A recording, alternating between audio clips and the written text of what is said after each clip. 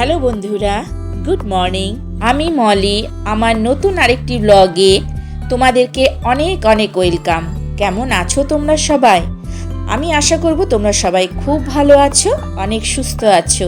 আমরাও কিন্তু বেশ ভালো আছি।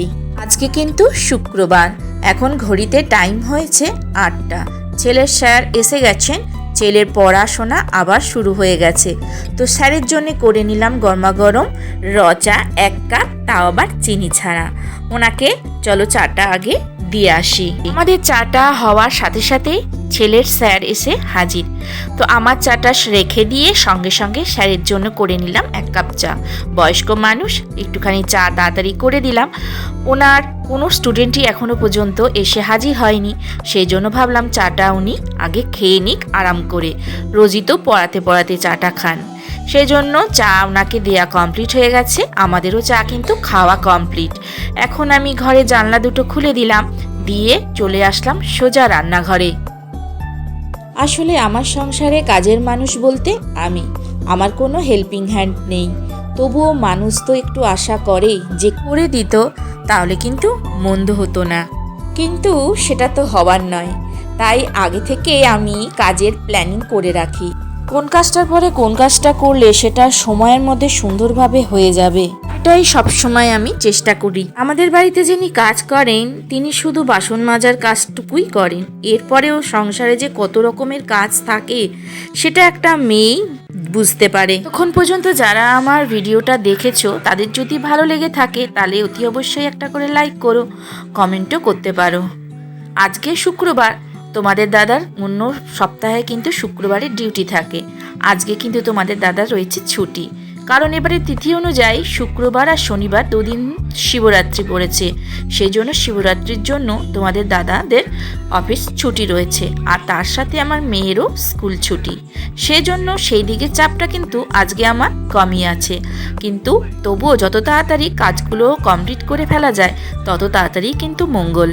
ওইদিকে তো আমার আটাটা মেখে রেখেছিলাম, তোমরা দেখেইছো। তো সেইখান থেকে দেখো আমি রুটি বেলে নিলাম, দিয়ে এবার রুটিগুলো আমি সেঁকে নিচ্ছি। তো আমাদের কিন্তু প্রতিদিনই টিফিনে কিন্তু রুটিটা হয়, আর মাঝে সাঝে আমরা করি লুচি। পরোটাটা হয় নাই বললেই চলে। সবাই যে পরোটা খেতে খুব একটা ভালোবাসে সেটা কিন্তু নয়, সবাই কিন্তু লুচিটা একটু পছন্দ করে, আর রুটিটা বেশিরভাগ দিনই কিন্তু আমাদের হয়ে থাকে। আজকে যেহেতু শুক্রবার, আজকে কিন্তু আমাদের নিরামিষের দিন। আমাদের আমি বলবো না, আমারই নিরামিষের দিন। বিশেষ করে তোমাদের দাদারা মাছ খাবে, সেই জন্য তাদের জন্য আমাকে রান্না করতে হবে মাছ, আর আমার জন্য আমি তৈরি করে নেবো একটুখানি পনির, কারণ সেটা তোমাদের দাদাই এনে দিয়েছে। বলেছে যে আমরা যখন মাছ খাবো তাহলে তোমরা একটু পনির খাও। আমার সঙ্গে আমার ছেলে আর মেয়ে দুজনেও কিন্তু নিরামিষই খায়। আর এদিকে দেখো আমি টিফিনটা দিকে কমপ্লিট করে সোজা চলে এসেছি মেয়ের কাছে। মেয়ের ড্রয়িংয়ের যে হোমওয়ার্ক দিয়েছিল সেই হোমওয়ার্কটাও করছিল, আর বারবার আমাকে ডাকছিল একটুখানি ওকে হেল্প করার জন্য। তো সেই জন্য সব কিছু কাজ ফেলে রেখে আগে কিন্তু আমি মেয়েকে হেল্প করার জন্যই চলে আসলাম। আমার মেয়ে ড্রয়িং করতে কিন্তু খুব ভালোবাসে। ওকে যেমন আমরা গানে দিয়েছি আমাদের পছন্দের, এবার ড্রয়িংটা কিন্তু ওর পছন্দ হিসাবে ওকে ভর্তি করে দিয়েছি। এখানে মেয়েকে কিন্তু অনেকক্ষণ ধরেই আমি হেল্প করলাম, করে এরপরে কিন্তু আমাকে রান্নাঘরে আবার যেতে হবে। তো দেখো রান্নাঘরে আমি চলে এসেছি। এখানে কিন্তু একটা তরকারি বসিয়ে রেখেই আমি গেছিলাম, কারণ কি বলো তো, এদিক ওদিক টুকটাক কাজ করতে গেলে রান্নাটা কিন্তু দেরি হয়ে যায়। রান্নাটাকেও কিন্তু আমাকে ঠিক টাইমের মধ্যে শেষ করে নিতে হবে। তো এইদিকে আমি সজনা ডাঁটা আর আলু দিয়ে সর্ষে দিয়ে এই তরকারিটা করছি। এটা কিন্তু খেতে ভালো লাগে, আর এই সময়টা এখন সজনা ডাঁটাটা খাওয়া খুব দরকার। এটা আমার বড়দের মুখ থেকেই শোনা। এই সময়টা সজনে ডাঁটা খাওয়া খুব ভালো। কেন? এটাকে অ্যান্টিপক্স বলে, সেই জন্য এই সময় বেশি বেশি করে সজনে ডাঁটাটা খাওয়া খুব দরকার। আজকে সকালবেলায় বেশ রোদ উঠেছিল। আমার রোজ অনেকগুলো করে জামা কাপড় পরে। রোজেরটা রোজ ধুয়ে নিলে জামা কাপড় আর জমে না, আর আমার জামা কাপড় জমিয়ে রাখতে একদম ভালো লাগে না। কিন্তু যখন রোদ ওঠে না তখন বাধ্য হয়ে অনেকগুলো করে জামা কাপড় জমিয়ে রাখতে হয়। শীত যেহেতু আমাদেরকে ছেড়ে যাওয়ার পথে, সেহেতু শীতের যে সমস্ত জামা কাপড়গুলো ছিল, সোয়েটার বলো কম্বল বলো, এগুলোকে কিন্তু সব আমার ধুয়ে পরিষ্কার করে তোলা হয়ে গেছে। আর গরমের জামা কাপড় আস্তে ধীরে কিন্তু বার করতে আরম্ভ করেছি।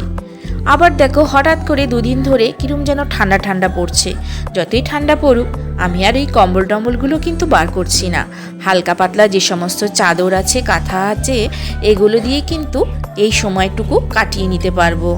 আর এখন দেখো মা রান্না কিন্তু বসিয়ে নিয়েছি। কয়েক পিস মাছ ছিল, তোমাদের দাদাদের জন্য রান্না করে ফেললাম।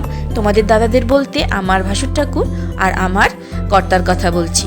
রান্নাবাড়ি কমপ্লিট হয়ে গেছে। এখন দেখো যেহেতু নিরামিষ রান্নাটা আমাকে করতে হবে, সেজন্য ভালো করে গ্যাসটাকে সাবান দিয়ে ঘষে পরিষ্কার করে নিলাম। আজকে মাথার মধ্যে আরেকটা কাজ ঘুরছে, সেটা হচ্ছে এই যে মাইক্রোওভেনটা দেখছো, রান্নাঘরে আমরা শখ করে সেট করে নিই ঠিকই, হাতের কাছে থাকবে, সুবিধা হবে, চটজলদি প্রয়োজনে আমরা সেটাকে ব্যবহার করতে পারবো, সেই হিসাবে কিন্তু আমরা রান্নাঘরে এগুলোকে সেট করি। কিন্তু এই যে তেল চিটেটা হয় সেটা কিন্তু পরিষ্কার করতে খুব কষ্টকর। সেটা যাতে পরিষ্কার করতে না হয়, কষ্টকর কম হয়, সেই জন্য দেখো এখন আমি ভাবলাম এটার একটা ব্যবস্থা করে নিতে হবে। সেই জন্য দেখো আমি এই তাকটার উপরে একটা প্লাস্টিককে সাইজ মতন কেটে সেট করে নেব, যাতে এই তাকটার উপরে কোনো রকম তেল চিটে না পড়ে। যেহেতু এটা কাঠের, বারবার এটাকে তো আমি জল দিয়ে ধুতে পারবো না, এটা তো প্লাইউডের, আর জল প্লাইউডের মধ্যে পড়লে জানোই তো কি অসুবিধাটা হবে, প্লাইউডটা নষ্ট হয়ে যাবে, ফুলে উঠবে। তো এত টাকা খরচা করে যখন এগুলো করেছি, বারবার তো একই জিনিস করা সম্ভব নয়।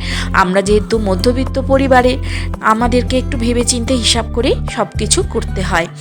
এখন দেখো মাইক্রোওভেনটাকে আমি ভালো করে পরিষ্কার করে নিলাম, নিয়ে আবার ঠিক করে জায়গা মতো সেট করে দিলাম। আর এই মাইক্রোওভেনটা আমার বিয়ের পাওয়া, আমাকে আমার মামা শ্বশুর এইটা গিফট করেছিলেন। তো যাই হোক, এর মাইক্রোওভেনটাকে আমি এখানে বসিয়ে নিলাম।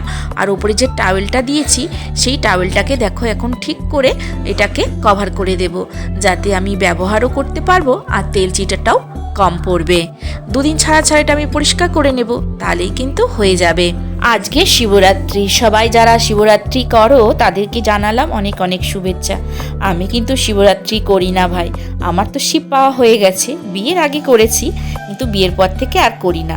আর সেটা কোনো কারণ নয় যে শিব পেয়ে গেছি, আসলে না আমার এখানে শ্বশুরবাড়িতে সেরম কেউ একটা উপোস করে না, সেই জন্য আমারও কিন্তু করা হয় না। এখন কিন্তু আমার সমস্ত কাজ কমপ্লিট হয়ে গেছে, বাসনগুলো মাজলে কিন্তু পুরোপুরি কাজ কমপ্লিট। তবে কিন্তু ভাতটা এখনও নামানো হয়নি, ভাতটা হাফ ডান করে 1 ফুট দিয়ে তারপরে কিন্তু নামায়। তো দেখো এখন কিন্তু আমার ভাতটা হাঁড়িতে কিন্তু বসানো রয়েছে। এরপরে চলো আমি গ্যাসটা জ্বালিয়ে দিই, নাহলে আবার ভাতটা হয়ে যাবে নষ্ট।